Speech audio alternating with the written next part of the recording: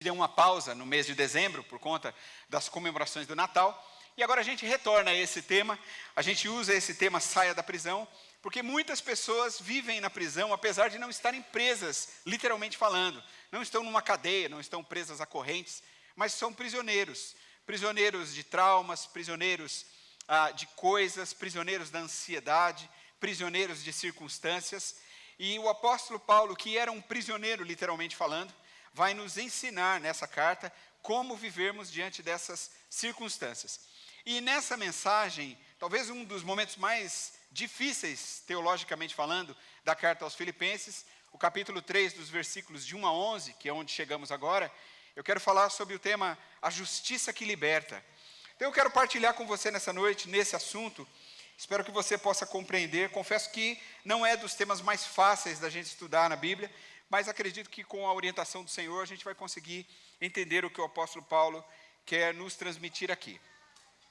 Eu não sei se você já fez, acredito que todo mundo aqui já fez um currículo. Quem que já fez currículo aqui? Currículo profissional para trabalhar. Olha aí, quase todo mundo já fez um currículo, né? Todos nós já, ou a maioria de nós, já montamos um currículo para a gente encontrar aí uma colocação no mercado de trabalho, né? E o que a gente coloca no currículo? Bom, a gente coloca as nossas formações acadêmicas, né? A gente coloca a nossa carreira profissional, os lugares onde a gente trabalhou, os cursos que a gente fez, a gente menciona as habilidades que a gente tem, para que a gente possa conseguir um emprego legal, não é isso? Agora, deixa eu fazer uma pergunta para você. Você já parou para pensar, se você tivesse que fazer um currículo espiritual? Já pensou? Vamos imaginar que você tivesse que fazer um currículo para entregar para Deus. Não que Deus fosse arrumar um emprego para você, mas Deus fala assim, apresenta um currículo para mim de tudo que você fez. Ou então você chegasse numa igreja e falasse assim, olha, aqui para entrar nessa igreja, você tem que apresentar o currículo de tudo que você fez. Eu já não ia querer ser dessa igreja, né? Mas enfim, é só hipoteticamente falando, né? Você já parou para pensar nisso? Agora sim, ó, não pensa nisso de um jeito tímido, tá bom? Imagina assim, olha, você colocando ali todos os cursos cristãos que você já fez, né? Se você estudou teologia, tudo que você fez já, as igrejas pelas quais você passou, onde você foi membro, não é? Imagina assim, você colocando todos os cursos bíblicos que você já fez, mais do que isso, você anotando ali todos os seus dons e as suas habilidades, sem timidez nenhuma. Não, eu sei fazer isso, eu sei fazer aquilo. Imagina você fazendo uma coisa como essa. Como seria se você tivesse que fazer um currículo espiritual? Já pensou nisso? Se não pensou, pense aí. O seu currículo seria bem curtinho? Ou o seu currículo seria um currículo recheado de muitas coisas? Como seria o seu currículo espiritual? Olha que interessante. Antes da gente entrar diretamente aqui no texto de Filipenses, eu queria contar uma outra história que Jesus contou enquanto esteve aqui na terra, que é muito interessante, que ela nos liga ao texto de Filipenses. Ela está em Lucas 18, lá no capítulo 9 a 14. Eu não coloquei aí porque não é o tema da nossa mensagem. Eu quero usar isso só para a gente ter uma linha de reflexão. É uma história que Jesus contou, uma parábola, na verdade, sobre dois homens que foram ao templo para orar. Você se lembra dessa história? Então, o primeiro homem que ele cita é o fariseu e o outro é o publicano. O fariseu, ele ora de si mesmo para si mesmo. Isso é uma coisa muito interessante, não é? Ele ora de si mesmo para si mesmo. Então, ele era um sujeito orgulhoso. Nas suas orações, ele listou todas as suas realizações religiosas. Não é isso que ele faz lá? Toda a sua performance de espiritualidade, ele coloca lá. Aquilo que se parecia menos com uma oração e mais com um discurso de autopromoção. Você se lembra dessa história? O jeito como ele fala? Bom, mas tem um segundo homem na história, né? O publicano. Já esse publicano, como um cobrador de impostos que ele era assim, por dizer, uma pessoa menos classificada na sociedade, não é? Então, eu anotei aqui que se esse cara fosse dos dias de hoje, ele não teria, por exemplo, muitos seguidores nas redes sociais, né? Se você fosse entrar para olhar lá quem que segue ele, só ia ter publicano, né? Mateus ia estar na lista com certeza, né? Mateus antes de Cristo, né? Ia estar na lista com certeza os caras que seguem esse publicano. Quando ele publicasse alguma coisa, se ele tivesse 10 curtidas, era muito, não é mesmo? Porque é o chato, né? Ninguém gosta desse cara, e é até chato, até ruim perante a sociedade daquele tempo, está na lista dos amigos dele lá no Instagram, não é? Então é interessante a gente pensar nisso. Sabe por quê?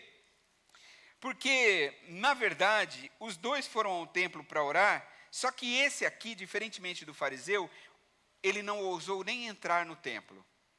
é muito interessante isso, porque ele fica à distância, ele já está quebrantado.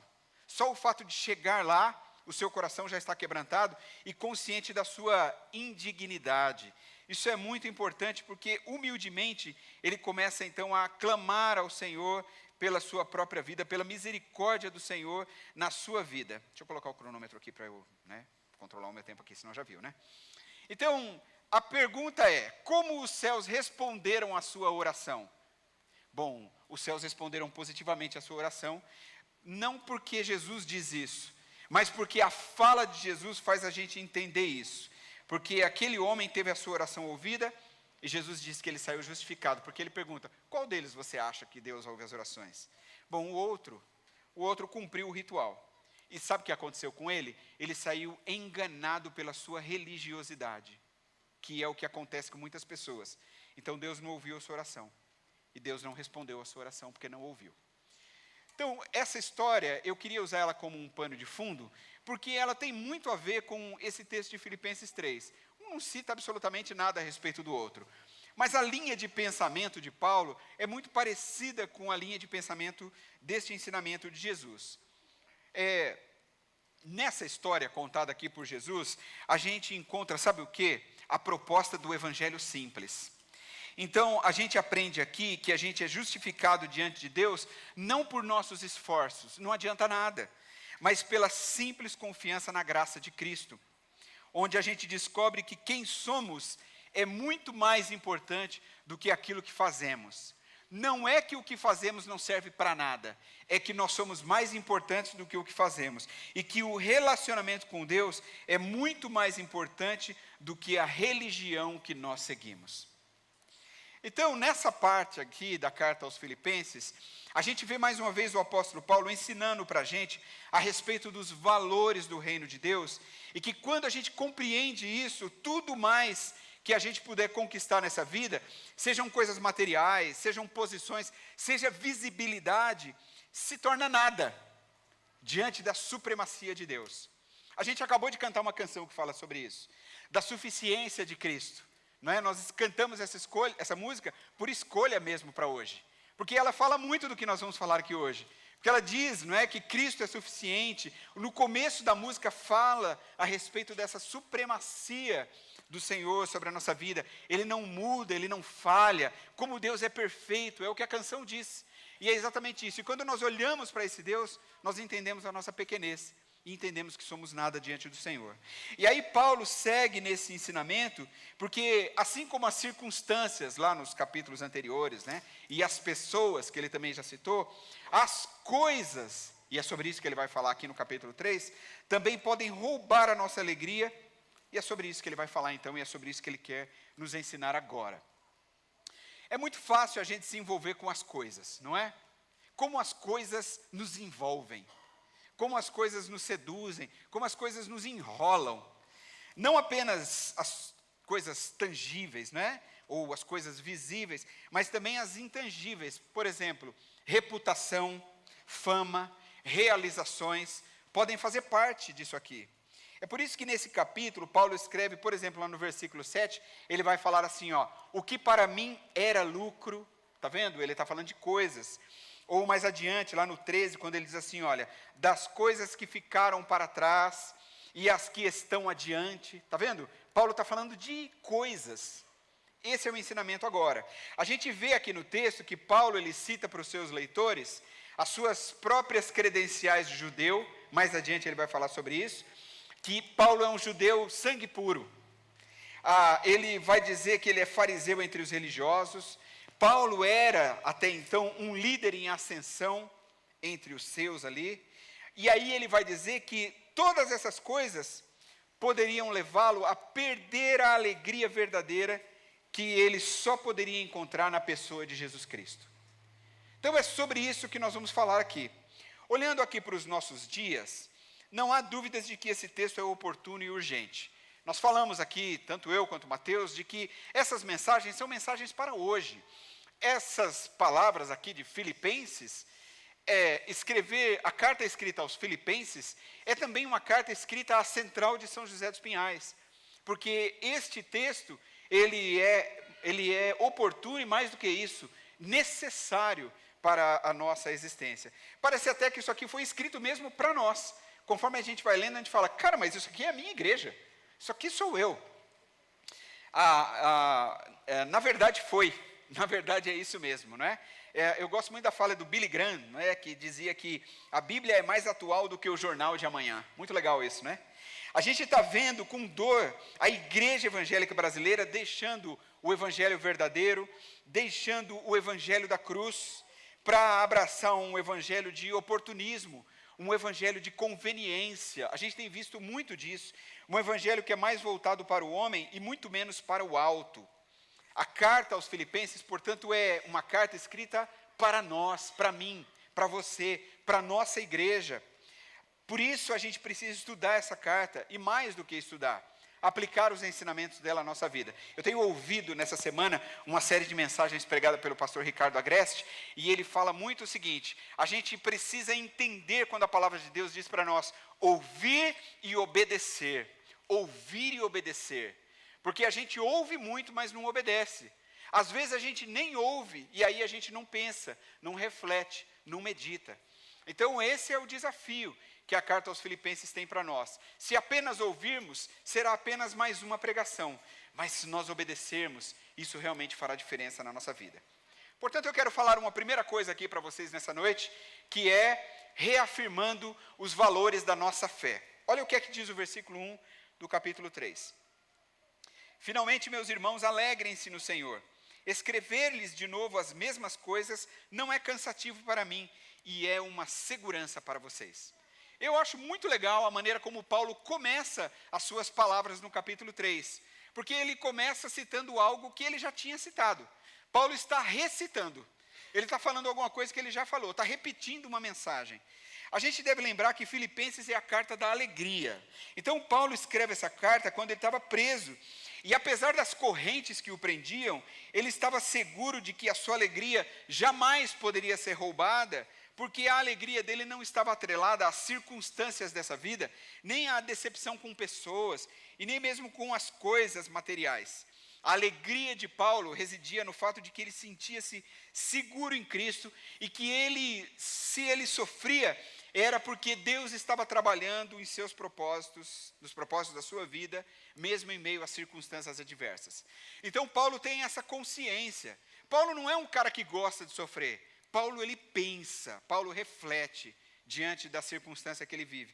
A consciência e o coração dele estavam em paz diante de Deus, porque ele estava cumprindo a obra do Senhor, não estava em falta com Deus, e diante dos homens, ou seja, ele não havia cometido crime algum. Então ele estava com o seu coração e o seu coração em paz e a sua consciência limpa. E aí eu escrevi uma frase para você refletir junto comigo. Quando temos a nossa alegria em Cristo, nos sentimos capacitados a vencer as circunstâncias adversas, porque essa alegria é fruto de um consistente relacionamento com o Senhor. Então a gente tem que ter essa consciência, porque a intensidade do nosso relacionamento com o Senhor gera em nós frutos de alegria. Ou seja, em outras palavras, a nossa alegria não reside nas coisas que esse mundo possa nos oferecer. Mesmo que as coisas não estejam indo bem, nós estamos conscientes de que Deus está trabalhando em nosso favor, no meio das dificuldades, por causa do relacionamento íntimo, do conhecimento que temos com o Senhor. Então, Paulo começa esse capítulo da carta aqui, reafirmando para os irmãos que eles se mantivessem alegres no Senhor.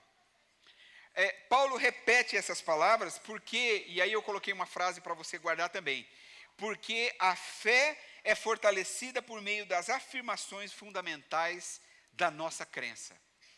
Em outras palavras, a gente precisa voltar para esse tema constantemente. É sempre importante a gente ouvir as verdades fundamentais do Evangelho. Lembre-se que a fé começa justamente pelo ouvir, não é? Não começa pelo ouvir? Ouvir a palavra de Deus? Então, domingo após domingo, nós estamos aqui reafirmando a nossa fé. Nós estamos sempre pregando a mesma Bíblia, os mesmos textos. A gente acabou de celebrar a ceia, e o pastor Márcio leu um texto que a gente já leu aqui. Você já sabia o que ele leu, não é? Não foi novo, nada do que ele falou aqui. Mas a gente precisa por quê? Porque os valores da fé precisam ser reafirmados na nossa mente e no nosso coração constantemente. porque isso produz segurança para a igreja.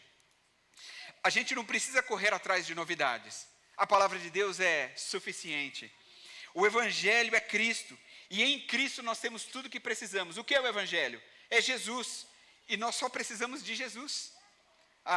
Essa semana eu ouvi uma frase do Tiago Matos falando exatamente isso. A igreja precisa compreender e ser desafiada num ano novo como esse, a entender que Jesus é suficiente para esta igreja. Então, o Evangelho é Cristo, e nele nós temos tudo o que precisamos. Alimentar a nossa fé é como alimentar o nosso corpo diariamente. Então, se nós não comemos, nós vamos enfraquecendo. Experimente não comer de manhã e depois não almoçar e passar o dia sem comer. Ao longo do dia, principalmente se você estiver fazendo atividades que cobrem muito do seu corpo, você começa a enfraquecer ao longo do dia.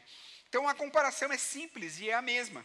Ao reafirmarmos as bases da nossa fé, a gente nutre a nossa alma e a gente cresce forte, a gente cresce saudável, espiritualmente falando. Por isso nós precisamos viver esse tipo de vida. Mas por que a gente tem que estar forte? Essa é a questão. Tá, muito bem, a gente tem que estar forte. A pergunta é por quê? Por que eu e você precisamos estar fortes? Por causa dos ataques constantes.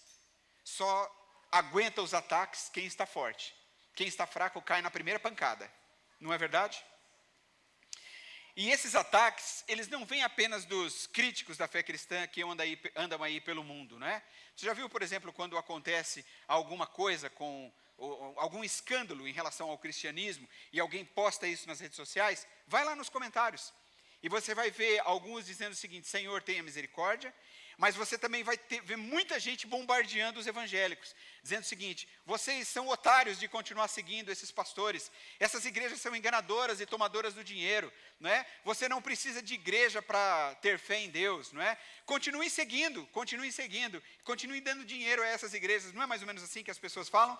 Porque esses são os ataques dos críticos de plantão do mundo aí afora. Vocês acham mesmo que Jesus pensa dessa maneira? As igrejas estão fora do que Jesus fala. E por aí vai, tantas coisas que nós ouvimos, não é?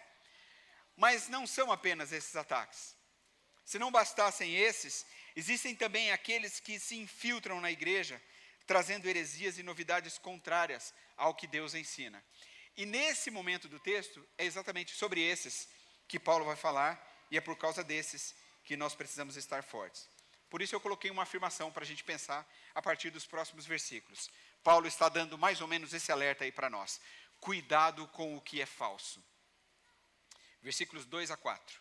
Cuidado com os cães. Cuidado com esses que praticam o mal. Cuidado com a falsa circuncisão. Pois nós é que somos a circuncisão.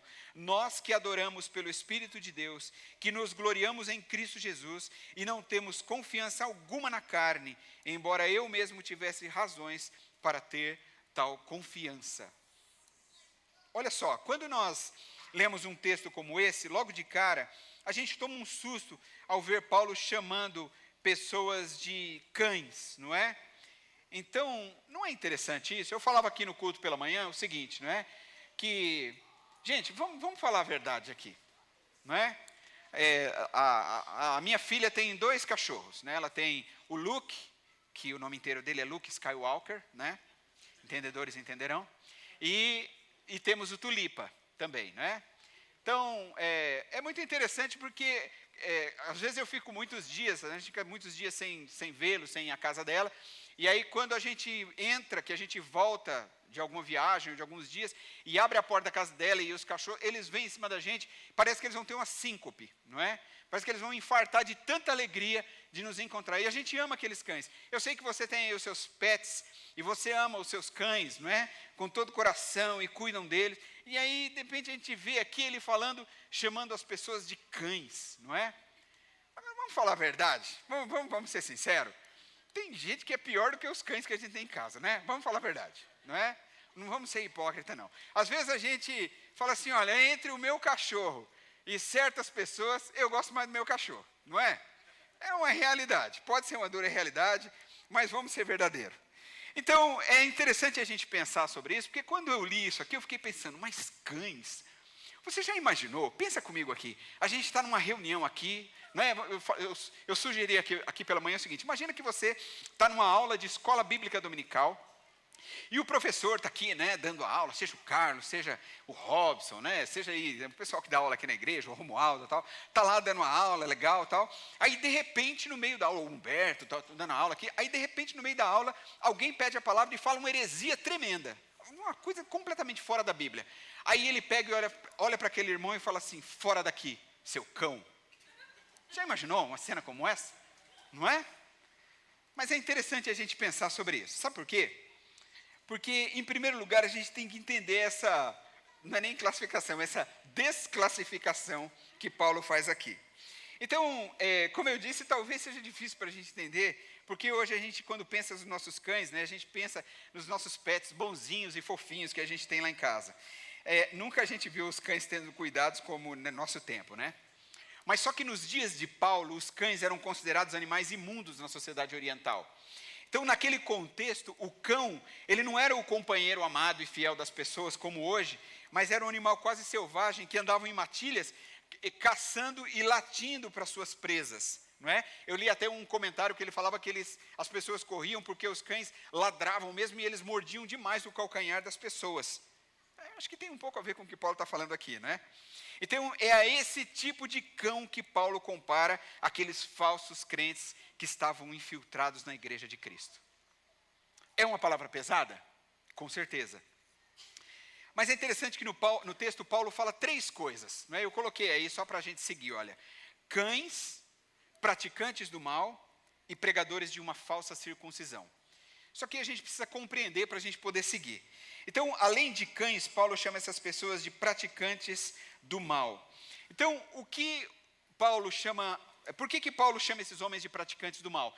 É porque estes homens, eles estavam dando um ensinamento que não combinava com o que a palavra de Deus dizia, com os ensinamentos de Jesus, enfim. Porque eles diziam que a salvação do pecador se dava mesmo pela fé, claro, mas só se ela tivesse seguida de boas obras, e especialmente as obras da lei. Agora, não era só isso. Além desses homens acreditarem que eles eram praticantes do mal, eles também acreditavam que a circuncisão era essencial para a salvação. Então eles diziam que a circuncisão que os judeus tinham, lembre-se que essa aqui é uma igreja gentia, não é? A igreja dos Filipenses, eles diziam que isso também deveria alcançar os crentes que eram daquela igreja. Mas Paulo, ele vai afirmar aqui que a circuncisão em si agora não passa de mutilação, conforme o Antigo Testamento fazia, porque a verdadeira experiência cristã é uma circuncisão espiritual em Cristo e não mais uma operação física. Então é como se Paulo estivesse perguntando assim, olha, de que vale uma incisão na carne se não há uma mudança no coração? Eu não sei quanto a você, mas se eu fosse um cristão da igreja naquele tempo, e estivesse sentado lá, ouvindo a leitura da carta, não é?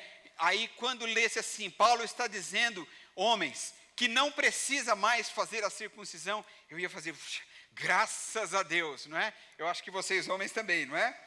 Então, o próprio Paulo, numa outra carta, escreveu algo sobre isso. Lá em Colossenses capítulo 2, versículo 11, eu coloquei esse texto porque ele é digno de nota. Paulo diz assim, olha, nele, ele está falando em Jesus, também vocês foram circuncidados. Olha só, não com uma circuncisão feita por mãos humanas, mas com a circuncisão feita por Cristo, e o que é ela? O despojar do corpo da carne. Está vendo como Paulo está explicando que agora é um procedimento espiritual? Filipenses é uma carta para os nossos dias. Como que a gente aplica isso na nossa realidade contemporânea? Como isso serve para a nossa igreja? Bom, gente, não é o que a gente tem visto nas igrejas hoje em dia? A proposta de um sacrifício? Então, alguns dizem assim por aí, você só vai receber de Deus se você der. Ou então assim, enquanto maior a oferta, maior é a prova da sua fé. Não é? Ou então assim, olha, essa é bem legal. Não retenha sua mão e não deixe de fazer isso ou aquilo, senão o devorador, eu acho muito legal essa. Então, senão o devorador virá e ceifará tudo que você tem. Não é? Isso aqui é o evangelho trash, né? O evangelho terror, thriller, né? Bem do medo, né? Então, não é o que a gente vê. De fato, não é o que nós temos visto? Será que isso não se assemelha ao que Paulo estava querendo dizer, olhando agora para os nossos tempos? Mas talvez seja pior ainda, porque talvez seja sutil, quase imperceptível para nós. Então, nos enganamos porque nós estamos fazendo coisas que são importantes e fundamentais para a nossa fé cristã, como o batismo, como a ceia, como o dízimo, ou alguma outra prática religiosa. Mas aí a gente tem que entender o que Paulo vai dizer aqui, que nada disso é capaz de salvar alguém dos seus pecados. Eu dou o dízimo todo mês, você tem que fazer isso mesmo, mas isso não vai salvar você. Eu venho à igreja, isso tem que vir mesmo, mas isso não vai salvar você, não é? Eu faço isso ou aquilo, mas é bom, mas isso não vai salvar você. Só a fé em Jesus pode salvar você. A fé em Jesus e nada mais. Amém? Eu coloquei uma frase aí para a gente pensar. Se existe uma boa obra que pode levar alguém para o céu, é apenas a que Cristo consumou na cruz. Amém, irmãos? Então, não são os nossos esforços que fará isso. Só Jesus pode fazer isso. Isso me conduz a uma outra reflexão, a uma outra afirmação, que é a seguinte: não se engane consigo mesmo. Então, olha o que ele diz nos versos 4 a 6. Se alguém pensa que tem razões para confiar na carne, eu ainda mais, Paulo está dizendo. Circuncidado no 8º dia de vida, pertencente ao povo de Israel, à tribo de Benjamim, verdadeiro hebreu. Quanto à lei, fariseu. Quanto ao zelo, perseguidor da igreja. Quanto à justiça que há na lei, irrepreensível. Agora é muito interessante porque Paulo falava com conhecimento de causa e com autoridade no assunto. Então, nesses versículos aqui, Paulo, ele aponta as suas próprias credenciais para ser aceito por suas obras, se ele quisesse crer assim. Então, o que Paulo está fazendo? Como na igreja haviam esses religiosos de plantão, que estavam tentando se infiltrar e ensinar que as obras e a circuncisão é que deveriam ser feitas para que junto com a fé as pessoas pudessem ser salvas, Paulo vai dizer o seguinte: eu não estou falando de uma coisa que eu não sei, eu estou falando de mim mesmo, é por experiência própria, e eu posso provar isso para vocês.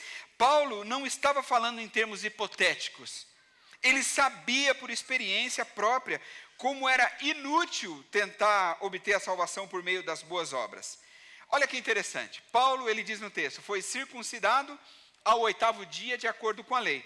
Então é assim, Paulo estava com seu cartão de vacinação em dia, tá bom? Então ele pertencia àquela histórica e heróica tribo de Benjamim. Você já leu sobre a tribo de Benjamim no Antigo Testamento? Era uma tribo espetacular, eu queria fazer parte da tribo de Benjamim. Era uma tribo incrível, eles eram homens extraordinários. Da tribo de Benjamim haviam grandes guerreiros. Por exemplo, a história vai contar que em um determinado tempo, na época dos juízes, a tribo de Benjamim, mesmo esfacelado como estava o reino, a tribo de Benjamim, havia nela muitos arqueiros. Detalhe, eram canhotos, como eu, e alguns que aqui estão, os canhotos vão dominar o mundo um dia, tá bom? Então, eram canhotos esses arqueiros, e a Bíblia diz que eles atiravam num fio de cabelo à distância e acertavam. É claro que isso me parece um eufemismo, né? Mas, na verdade, o que ele queria dizer é o seguinte, é que esses homens, eles têm uma mira certeira, eles são muito bons, grandes guerreiros. Houveram momentos da história em que muitos dos guerreiros recuaram, e quando foram chamados à batalha, a tribo de Benjamim foi a primeira a dar o passo à frente e dizer assim: nós estamos prontos para a batalha, não é? Então isso é muito interessante, Paulo é dessa tribo. Então isso significa que ele tinha identidade, ele sabia quem ele era, ele sabia de onde ele vinha. Então, em resumo, como ele mesmo diz, é um verdadeiro hebreu. Então, quando ele era jovem, ele foi aluno de Gamaliel, o mais respeitado dos rabinos. Ele tinha diante de si uma carreira promissora, como um futuro líder judeu. Então, seria um grande fariseu, de fato. Então, no cumprimento da lei, Paulo era irrepreensível. Paulo era aluno nota 10, porque ele diz no texto, né? Na lei, irrepreensível, na justiça que há na lei, eu sou irrepreensível.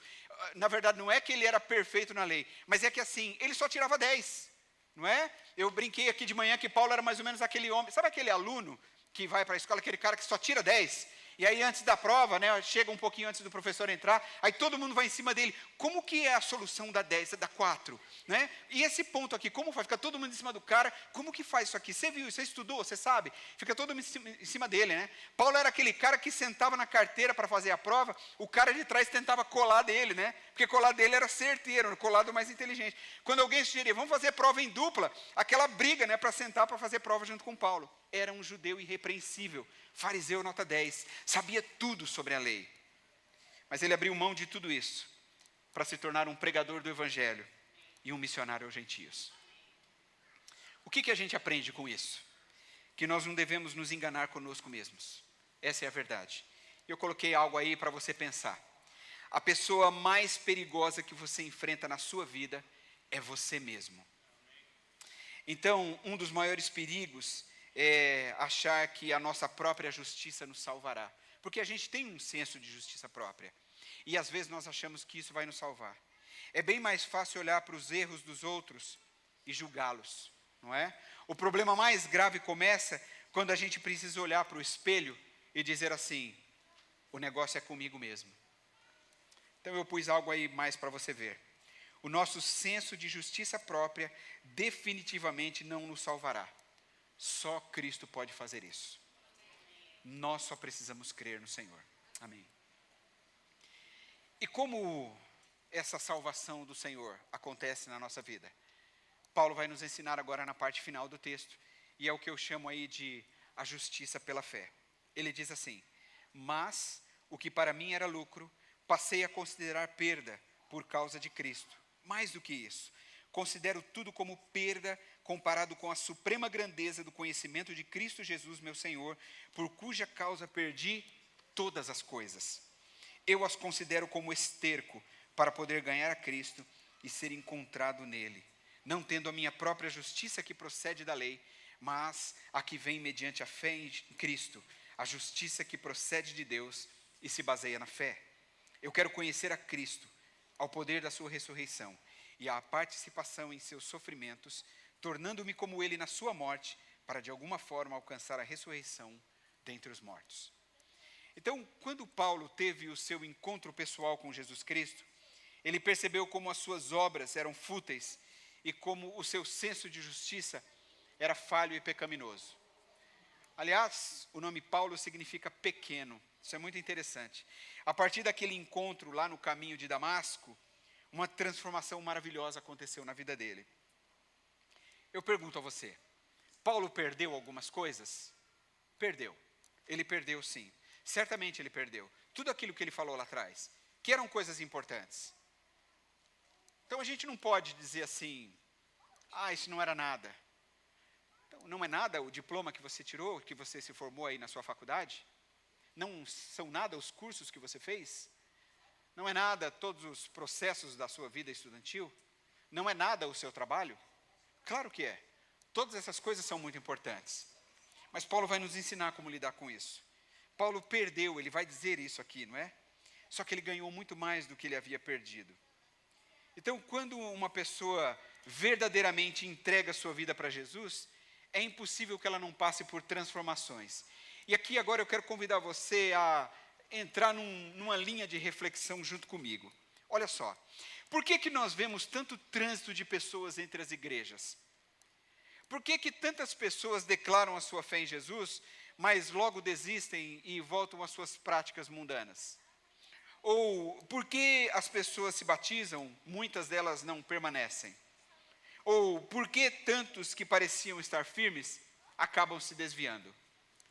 Então, olha que interessante. Lá em Romanos, a gente tem um dos textos mais conhecidos escritos pelo apóstolo Paulo a esse respeito. Romanos 12, 2. Eu coloquei a nova tradução na linguagem de hoje, para ficar bem fácil da gente compreender.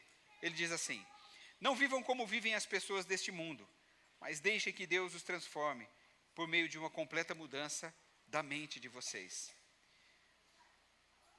Então, hoje, a gente vive na era da chamada pós-modernidade, não é isso? No meio de uma sociedade relativista, no meio de uma sociedade permissiva, não é? E os valores cristãos têm sido relativizados por muitas pessoas, A palavra do evangelho tem sido distorcida para uso e para benefício de enganadores, não é? Do nosso tempo, que estão muito mais preocupados consigo mesmos, apresentando um evangelho meio amaciado, um evangelho meio maquiado, não é? Não é que às vezes a gente ouve alguma coisa e fala, será que é isso mesmo, não é? Mas a palavra de Paulo é enfática para o nosso tempo. Nós não devemos viver como as pessoas do mundo vivem.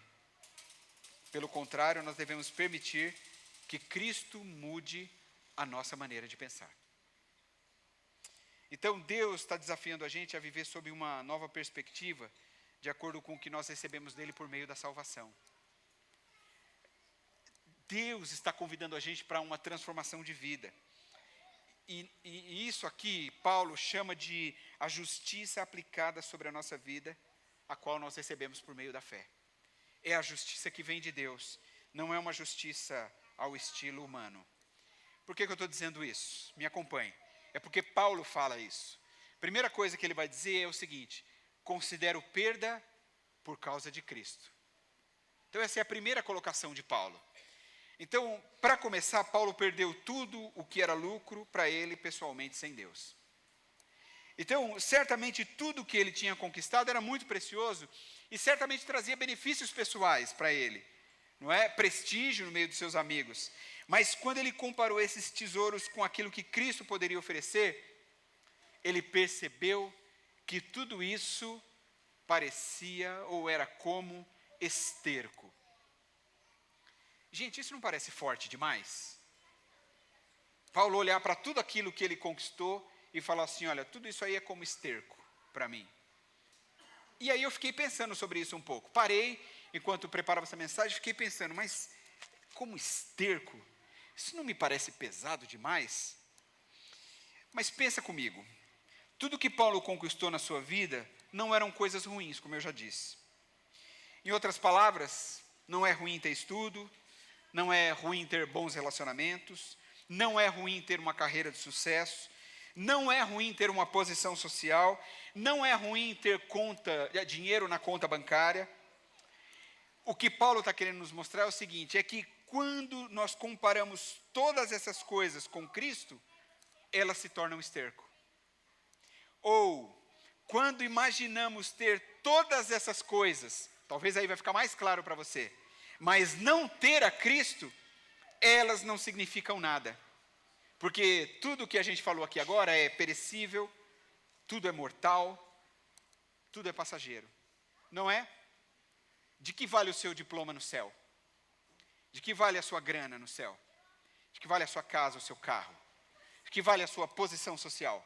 De que vale o tantão de seguidores que você tem nas redes sociais? Não é verdade?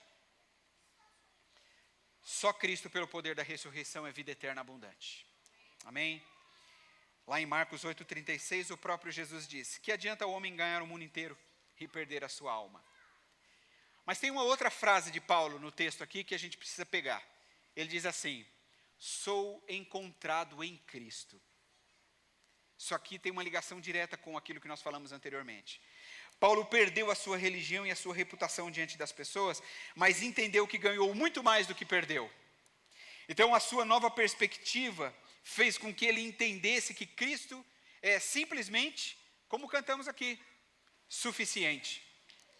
Então, nesse sentido, vale muito a gente lembrar as palavras de um missionário norte-americano chamado Jim Elliot, que dedicou a sua vida em tribos no Equador, e ele viveu tão pouco, mas uma vida com tão poucos anos, mas um homem extraordinário, de uma história belíssima. Ele viveu entre os anos 1927 e 1956, faça conta aí, como viveu tão pouco Jim Elliot, mas uma vida dedicada ao Senhor, uma história maravilhosa. E dentre as frases que ele disse, há uma muito marcante, que é essa que você está vendo aí. Ele disse assim, olha, sábio é aquele que dá o que não pode guardar, a fim de ganhar o que não pode perder. Amém?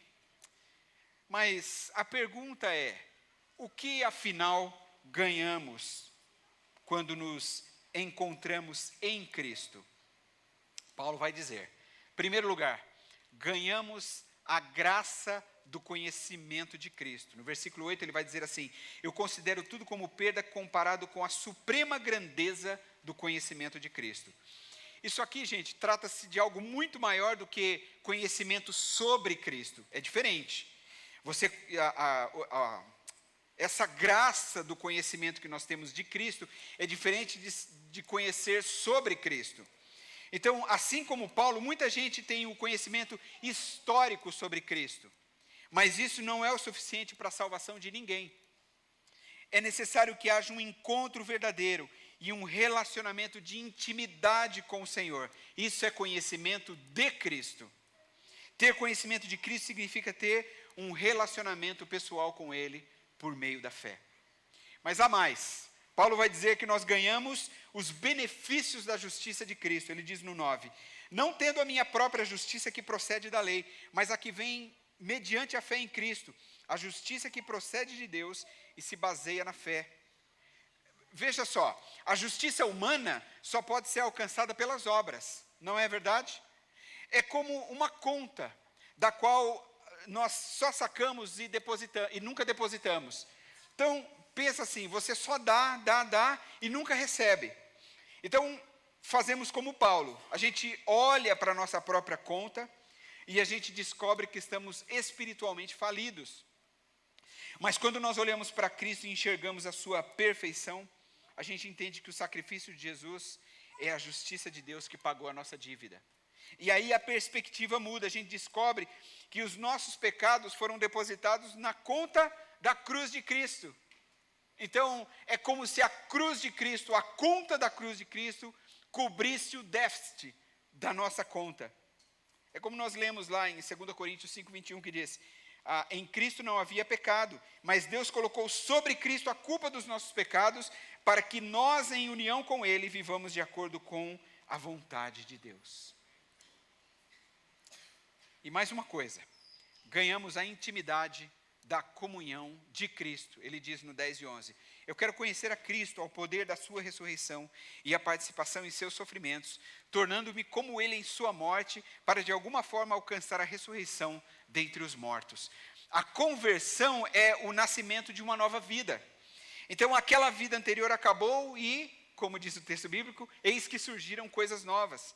Então, olhe para Paulo, quando ele entregou a sua vida a Jesus, o fariseu, o perseguidor de cristãos, morreu, para dar agora lugar ao salvo, ao Filho de Deus, ao apóstolo pregador do Evangelho, ao missionário, aos gentios. Não há dúvida alguma, nós estamos aqui diante de uma tremenda mudança. Por que muitas pessoas não permanecem? Porque não sofreram ou não passaram por essa mudança. Não estão dispostas a pagar o preço. Quem está no mundo vive de acordo com as regras do mundo. Quem está preso à religião vive o conjunto de regras ditado pela religião. Mas quem está em Cristo vive a intimidade e a comunhão que só a perfeita justiça, que é Cristo, pode nos proporcionar. E aí, nesse contexto, Paulo fala por fim da ressurreição de Cristo e de como nós participamos do seu sofrimento, mas também que provaremos do poder da sua ressurreição. Só que é muito bonito. Você precisa se lembrar mais uma vez que Paulo estava preso e a ressurreição com Cristo era a sua grande esperança diante da expectativa da morte. É óbvio que Paulo queria ser liberto. E ele até, de certa forma, lutou por isso, não é? Quando ele apelou, não é? Quando ele tomou as suas decisões, quando ele falava com os irmãos por meio das suas cartas, sobretudo quando a igreja orava por Paulo nas prisões. Mas se a sua liberdade não acontecesse e ele fosse executado, ele estava seguro no poder da ressurreição. A ressurreição é o último ponto de referência da esperança do cristão. Então, por meio da ressurreição, nós temos um novo recomeço, por assim dizer, não é? O mundo secular sofre com essa ausência, com a ausência dessa possibilidade, desse horizonte, sem essa esperança segura de futuro. Eu prego em muitos velórios, como vocês sabem. Nós, pastores, pregamos nos velórios. E não são poucas vezes que eu pergunto, e eu sempre faço isso quando prego nos velórios, eu pergunto aos ouvintes sobre a convicção de onde estarão quando fecharem os seus olhos nesse mundo. E eu percebo cabeças se baixando, pessoas com dúvida, pessoas inseguras, pessoas com medo. Basta que você vá num culto fúnebre de um cristão e no velório de um não cristão. Você percebe claramente a diferença, que é a falta de esperança, a falta de segurança, o medo, porque não usufrui do poder da ressurreição que há em Cristo Jesus. E aí, enquanto eu preparava isso, eu me lembro, e foi uma menção que eu vi do pastor Luiz Saião, muito interessante. Ele, nesse texto, ele buscou uma música, ele tem uma Bíblia, a Bíblia brasileira, né, que ele chama. E aí, ele trabalhou na tradução, nos comentários dessa Bíblia. E quando ele comenta esse texto, ele faz uma lembrança a respeito disso, da música do Toquinho, a música Aquarela, belíssima, não é? E tão conhecida por todos nós. Eu até brincava de manhã aqui, que Aquarela talvez só perca para Evidências, né? Do Chitãozinho Chororó, de conhecida. Mas também é extremamente conhecida por todos. E as palavras finais dessa música, elas são são palavras de insegurança, medo e incerteza. Porque ela diz assim: e o futuro é uma astronave que tentamos pilotar. Não tem tempo nem piedade, nem tem hora de chegar. Sem pedir licença, muda a nossa vida e depois convida a rir ou chorar. Nessa estrada, não nos cabe conhecer ou ver o que virá. O fim dela ninguém sabe bem ao certo onde vai dar. Vamos todos numa linda passarela de uma aquarela que um dia, enfim, descolorirá. Embora essa seja realmente uma linda canção, e é mesmo, belíssima, né? O Toquinho, um ótimo compositor e um violonista extraordinário, não é? Apesar de tudo isso ser muito bacana, eu ainda prefiro ficar com as palavras de Paulo, que quando pressentia a proximidade da sua morte, ele disse lá em 2 Timóteo capítulo 1, versículo 12, mas eu ainda tenho muita confiança, pois eu sei em quem tenho crido, e estou certo de que Ele é poderoso para guardar até aquele dia aquilo que Ele me confiou. Amém? Será que nós podemos aplaudir ao Senhor? A Ele toda a honra, toda a glória e toda a adoração. Amém? A nossa esperança está guardada no Senhor. Nós não estamos, como diz a música do Toquinho, o fim dela, ninguém sabe bem ao certo onde vai dar. Nós sabemos da eternidade que nos espera. É o poder da ressurreição ao qual Paulo se refere aqui. Tudo pode estar indo muito mal, como é o caso de Paulo que está preso, mas ele está seguro que ao fechar os seus olhos nesse mundo, ele estará na presença do nosso Deus. Amém? Para encerrar, eu quero fazer como nas minhas mensagens anteriores aqui, fazer rápidas conclusões e aplicações para a sua vida a título de reflexão, mas que também sejam palavras de desafio e de encorajamento para a sua vida. Primeira coisa, aqueles que são de Cristo são marcados pela vida de adoração. O versículo 3, Paulo diz assim: pois nós é que somos a circuncisão, nós que adoramos pelo Espírito de Deus, que nos gloriamos em Cristo Jesus e não temos confiança alguma na carne. Isso aqui é muito importante para nós como cristãos e para nós como igreja, porque toda adoração que não é prestada a Deus é idolatria. Portanto, tudo começa aqui. A quem você adora? O que você adora? Lembre-se que o capítulo 3 de Filipenses está falando sobre coisas materiais. O que está em primeiro lugar na sua vida? Existe um escritor romancista, existiu, né? Ele já morreu, chamado David Foster Wallace. Ele nem é evangélico, nem é cristão, mas ele escreveu algo muito interessante, que é digno de nota. Ele disse assim: ídolos comem vivos os seus adoradores. Guarde essa frase. Ídolos comem vivos os seus adoradores. A pergunta que você deve fazer a si mesmo é a seguinte: o que é mais importante para mim nessa vida?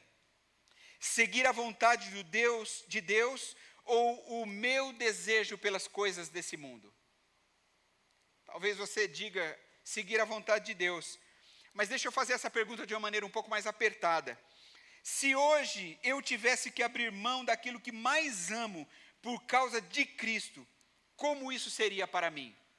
O que você mais valoriza nessa vida?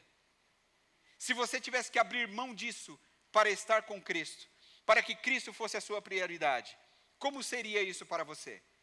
Então é hora de você pensar. Aqueles que são de Cristo são marcados em primeiro lugar pela vida de adoração. O segundo conselho que eu quero dar para você aqui: o conhecimento de Cristo é evidenciado pela intimidade com Ele. No versículo 8, Paulo diz assim: eu considero tudo como perda comparado com a suprema grandeza do conhecimento de Cristo Jesus, o meu Senhor. Deixa eu dizer algo para você que é muito interessante. O amor a Cristo corrige as nossas prioridades. Talvez você está amando muitas coisas nesse mundo, mas se você colocar Cristo em primeiro lugar, você já corrigiu as suas prioridades. E aí tudo mais, Deus vai te guiar. Nós queremos de Deus, mas muitas vezes não queremos Deus. Portanto, você precisa reavaliar a sua vida de intimidade com o Senhor. Olha só, nós somos muito dedicados ao nosso trabalho, nós gastamos horas com as nossas redes sociais, não são minutos não, são horas com as nossas redes sociais, ou assistindo às nossas séries preferidas, e eu nem preciso falar quanto nós gastamos de horas com isso, mas temos muita dificuldade de cultivar uma vida de leitura bíblica e oração diárias.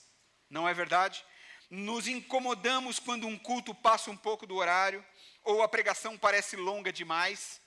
Nós temos muitas desculpas para deixar de fazer aquilo que nos aproximaria de Deus, mas nós temos 1 milhão de justificativas para não servirmos a obra de Deus.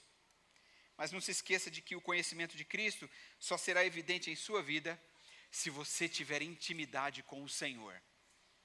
E eu arrisco dizer aqui que intimidade com o Senhor não ganhamos olhando as redes sociais. Não ganhamos intimidade com o Senhor assistindo às séries, nem The Chosen.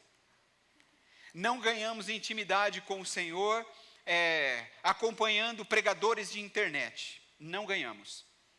O que faz com que ganhamos intimidade com o Senhor, acima de todas as coisas, é leitura da palavra e oração. Isso é prioritário, desculpem, para qualquer pessoa. Eu ia dizer prioridade, né? Pode ser também. Isso deve ser prioridade para qualquer cristão.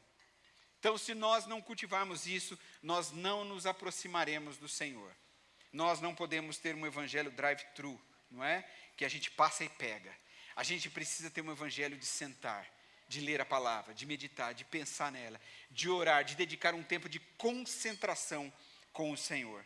Senão nós nunca teremos intimidade com Ele. O conhecimento de Cristo é evidenciado pela intimidade com o Senhor. E a terceira e última coisa que eu quero dar para você como um desafio, em forma de conselho: a certeza da salvação elimina o medo da morte e gera a esperança da ressurreição. Porque Paulo diz no 10 e 11, eu quero conhecer a Cristo ao poder da sua ressurreição e a participação em seus sofrimentos, tornando-me como ele em sua morte, para de alguma forma alcançar a ressurreição dentre os mortos. A certeza da salvação faz a gente olhar para as coisas da terra do ponto de vista do céu, porque o verdadeiro cristão, ele finalmente compreende que a sua alegria não depende das coisas desse mundo, mas sim dos valores eternos, que ele só pode encontrar em Cristo Jesus. Veja, Paulo não é, e nós também não devemos ser, um masoquista que gosta de sofrer, ou um suicida que deseja a morte, nada disso. A questão é a seguinte: ele não a teme mais. É isso que é a questão. Então é hora de você se perguntar se os seus sonhos, os seus prazeres e se os seus projetos são apenas para essa vida. Nós estamos entrando num novo ano, 2026, estamos no comecinho dele. Você já deve ter feito alguns projetos. A pergunta minha para você é intimidadora agora. Os seus projetos incluíam Deus? Pior, Deus era o primeiro foco nos seus projetos? A prioridade foi Deus nos seus projetos? Então, a gente viu muita coisa na internet, muita gente falando aí de vida vitoriosa, engraçado, de vida vitoriosa para o próximo ano, né? E eu sou muito mais as palavras do pastor da antiga banda Resgate, o Zé Bruno, né? Que ele disse, e eu concordo muito com ele, que vida vitoriosa é quando nós estamos submetidos à vontade de Deus, à palavra do Senhor, a que Ele guie, que Cristo seja a prioridade na nossa vida em 2026.